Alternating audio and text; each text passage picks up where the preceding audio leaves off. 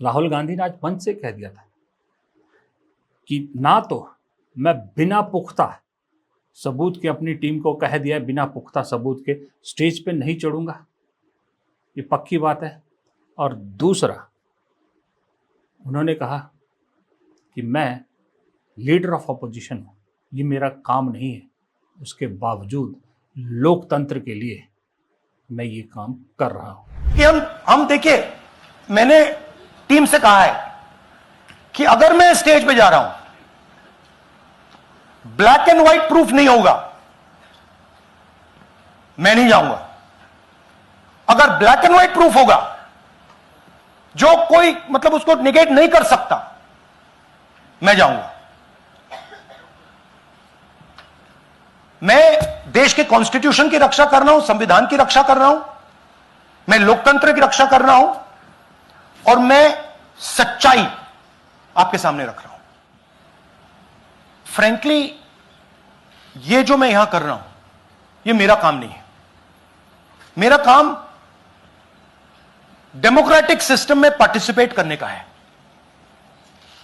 मेरा काम democratic system की रक्षा करने का नहीं है। वो काम हिंदुस्तान के इंस्टीट्यूशंस का है। वो काम वो नहीं कर रहे हैं, इसलिए मैं कर रहा हूं। अब मैं आपको यह कह सकता हूं कि हमने आपको 2 बार सबूत दिखाया है,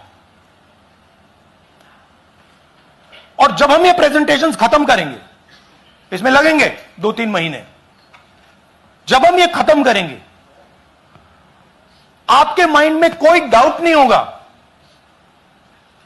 कि हिंदुस्तान में state after state, Lok Sabha after Lok Sabha चोरी हो रही है। अच्छा, मजे की बात, कुछ लोगों ने कहा भी है, आपने सुना होगा, और मैं इससे बड़ा सही मानता हूं, मैं इस चीज को मान रहा हूं कि सही में जिस तरह से आज राहुल गांधी ने ज्ञानेश कुमार यानी हमारे ज्ञानी बाबा को लपेटा है, और जो राहुल गांधी ने खुलासा किया है, उसके बाद सही में ज्ञानेश जी अपने दफ्तर में हर कर्मचारी को, यानी अपने सहयोगियों समेत अपने चपरासी तक को शक की निगाह से देख रहे होंगे, क्योंकि राहुल गांधी ने बात ही ऐसी की है। राहुल गांधी ने कहा कि अब तो चुनाव आयोग के लोग हमारी मदद कर रहे हैं। वो कैसे पॉसिबल हुआ? वैसे तो नहीं पॉसिबल हुआ।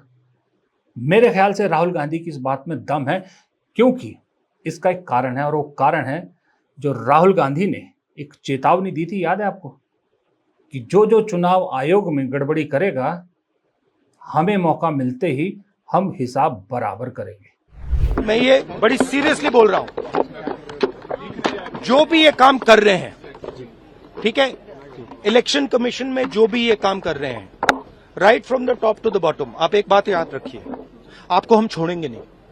कुछ भी हो जाए, हम छोड़ेंगे नहीं आपको, क्योंकि आप हिंदुस्तान के खिलाफ काम कर रहे हो। ये ट्रीजन है, और कम, इससे कम नहीं है।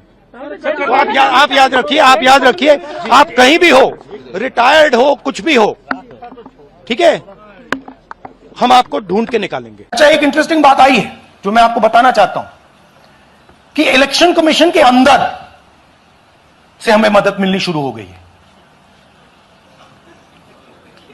मैं साफ बोल देता हूं, इलेक्शन कमीशन के अंदर से, पहले नहीं हो रहा था, अब इलेक्शन कमीशन के अंदर से इंफॉर्मेशन आ रही है। यह रुकेगा नहीं। ये इस चेतावनी का असर था, और इस चेतावनी का असर है कि अब अंदर भी, मतलब कांग्रेस के सपोर्टर कांग्रेस के लिए काम करने वाले हैं, और ये ज्ञानेश जी के लिए सबसे बड़ी मुसीबत की बात है। अब आप में से बहुत से लोग, मुझे मालूम है, कमेंट में कहेंगे कि राहुल गांधी को मालूम है कि वो कुछ नहीं करेंगे, राहुल गांधी को ये भी मालूम है कि चुनाव आयोग इस पर कोई कार्रवाई नहीं करेगा, सरकार कोई कार्रवाई नहीं करेगी, तो राहुल गांधी या कांग्रेस इस मामले को लेकर कोर्ट में क्यों नहीं जाते, अदालत में क्यों नहीं जाते? तो इसका जवाब भी मैं पहले ही दे देता हूं आपको कि अदालत में क्यों नहीं जाते।